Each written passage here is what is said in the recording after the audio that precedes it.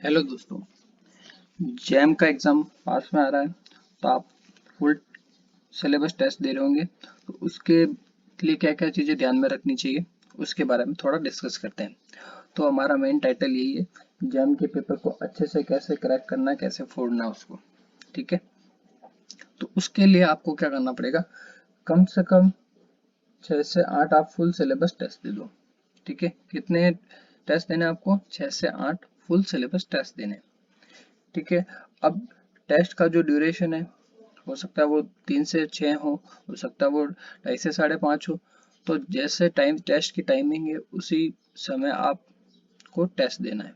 ठीक है, मतलब आपको करना क्या है, आपको जैसे आप 14 फेब को जैसा आपका एनवायरनमेंट क्रिएट होगा, उसको आप पहले ही अपने घर पे क्रिएट करने लग जाओ।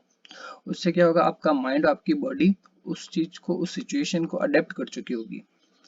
तो आपको कैसे एग्जाम देना है, आपको वैसा एनवायरनमेंट क्रिएट करना पड़ेगा। कैसे? आपको एक तो सबसे पहले आपको ऑनेस्ट रहना पड़ेगा ड्यूरिंग योर मॉक टेस्ट। कैसे?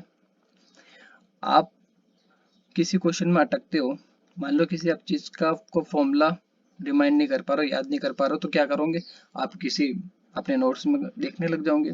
तो वैसा नहीं करना है गलती। ठीक है, किसी चीज को गूगल सर्च नहीं करना है, किसी को मोबाइल पे कैलकुलेशन नहीं करनी है, मोबाइल को दूर रखना है। जैसा आप 14 फेब को देने वाले हो एग्जाम, जैसा एग्जामिनेशन की एनवायरनमेंट होगा वैसे ही आपको पेपर देना है। तो किसी एक्स्ट्रा रिसोर्सेज का आपको हेल्प नहीं लेनी है, अपने आप से ही सब कुछ करना है। ठीक है, और प्रॉपर टेबल चेयर की सीटिंग लेके आपको पेपर देना है। ठीक है, 3 घंटे की जो ड्यूरेशन है, विदाउट एनी डिस्टर्बेंस आप पेपर दे दो। ठीक है, अब क्या होता है कि जब आप एग्जाम देने बैठते हो तो आपकी अप्रोच रहती है कि यार मैं मैक्सिमम से मैक्सिमम क्वेश्चन सही करूं। तो आपको क्वेश्चन मैक्सिमम अटेम्प्ट करने की तरफ नहीं, करेक्ट करने की तरफ भागना है, कि आप कितने से कितने ज्यादा क्वेश्चन करेक्ट कर पाओ। ठीक है, तो 60 क्वेश्चन की तरफ नहीं, आप 48 to 52 क्वेश्चन की तरफ भागो, और उन्हें कम से कम अच्छे से अच्छे सही से बनाने की कोशिश करो। क्योंकि आपको पता होना चाहिए कि यार मुझको मैक्सिमम अटेम्प्ट करने के नंबर नहीं मिल रहे, मेरे को करेक्ट करने के नंबर मिलेंगे। ठीक है, तो आप उन क्वेश्चन की तरफ ना भागे जो आपको फंसाने के लिए रख रखे हैं। ठीक है, तो आप सही से सही क्वेश्चन बनाने की कोशिश करें। तो तरीका क्या होगा, सबसे पहले आप क्या करें, 30 से 35 क्वेश्चन अच्छे से बनाने की कोशिश करें, जो आप कॉन्फिडेंट है उनमें, और जो आप आसानी से बना पाओगे। ठीक है, तो आपने क्वेश्चन अटेम्प्ट किया, आपसे नहीं बना, तो आपने क्या किया, थोड़ा सा देख लिया कि यार मैंने कहीं वैल्यूज है वो गलत तो पुट नहीं कर दी, कहीं कैलकुलेशन में मिस्टेक तो नहीं कर दी। तो आपने वो चीजें देख ली, फिर भी आपसे क्वेश्चन नहीं बना तो कोई बात नहीं, स्किप कर दो उसको, आप नेक्स्ट क्वेश्चन की तरफ चले जाओ। होता क्या है, जब आप पेपर देने बैठते हो सकता है कि पहले ही आपको 1 से 2 क्वेश्चन ऐसे मिल जाएं जो आपसे ना हो रहे हो या ना बन रहे हो, तो आप उसकी टेंशन करें ही नहीं। तो आपको दिमाग में यही रखना है कि यार मेरे को तो 48 to 52 क्वेश्चन बनाने हैं, तो मेरे को तो 10 क्वेश्चन ऐसे ही छोड़ने थे, तो हो सकता है पहले 2 क्वेश्चन यही हो। ठीक है, तो अपने आप को काम रखना है, और थर्ड क्वेश्चन की तरफ चला जाना है कि मेरे को तो सही क्वेश्चन बनाने हैं।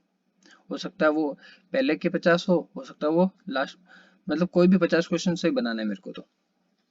तो सबसे पहले अपनी अप्रोच यही रखें कि पहले तो जो 60 क्वेश्चन अटेम्प्ट करो उसमें से जो आसानी से बन जाए, जिसमें आप कॉन्फिडेंट हो, उसको करें। जो नहीं आ रहा उसको स्किप कर दें। क्वेश्चन अटेम्प्ट किया नहीं हुआ, स्किप कर दो या मार्क फॉर रिव्यू कर दो। ठीक है, फिर सेकंड पार्ट में आपको वो क्वेश्चन अटेम्प्ट करना है जो कि आपने मार्क फॉर रिव्यू कर रखा है। ठीक है, जो आपसे नहीं बने थे। होगा क्या, जब आप 30 से 35 क्वेश्चन सही बना लोगे, उसके बाद आपका कॉन्फिडेंस लेवल इतना बूस्टअप हो चुका होगा कि आप जो रिव्यू के लिए क्वेश्चन डाले हैं वो भी आप आसानी से बना पाओगे। फिर थर्ड पार्ट में वो क्वेश्चन की तरफ जाओ जो आपने आंसर नहीं किए अभी तक, जो आपने स्किप किए थे।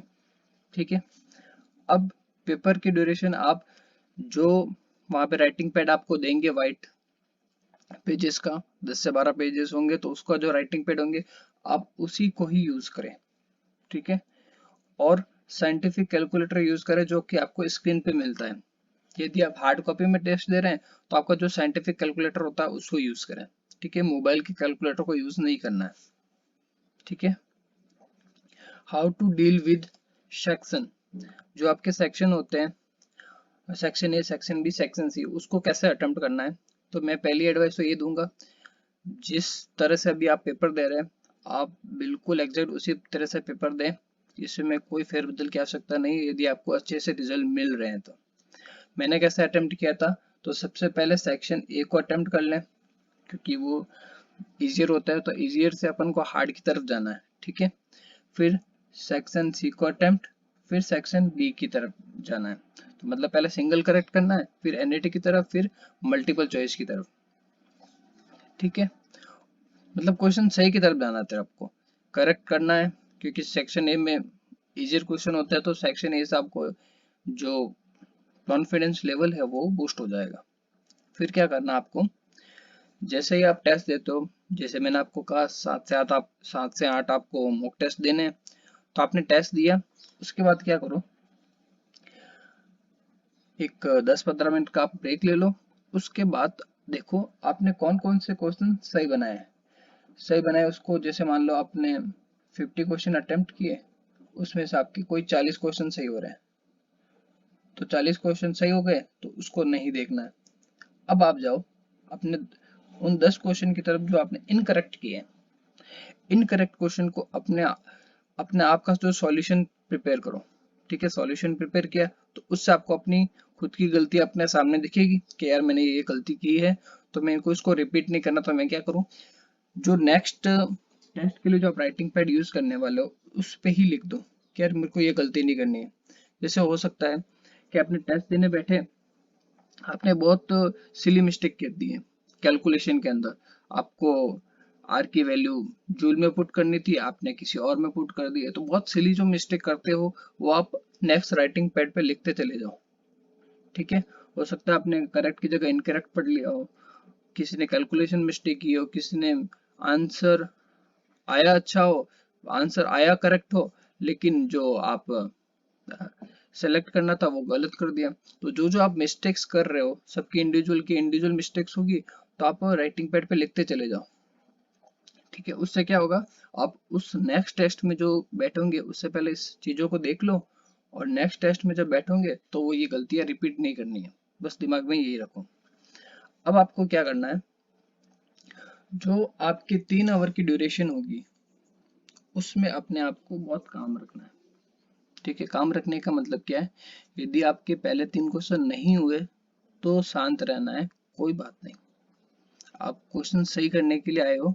यहाँ पर हो सकता है जो 3 क्वेश्चन नहीं करने हैं, जो आप स्किप करने वाले थे वही क्वेश्चन हो, तो घबराना नहीं है, शांति से अपनी इनिंग बिल्ड करनी है। मतलब जैसे महेंद्र सिंह धोनी ने 2011 के वर्ल्ड कप में इनिंग बिल्ड की थी, वैसे ही अपने आप को काम रखते हुए इनिंग बिल्ड करनी है। उन क्वेश्चन की तरफ भागो जो आपको अच्छे से आते हैं, जो आपका कॉन्फिडेंस लेवल अप कर सके, ठीक है। धीरे धीरे शांत रहो, यदि क्वेश्चन 30 के 30 बना पाओ अच्छे से तो भी शांत रहना है, ठीक है।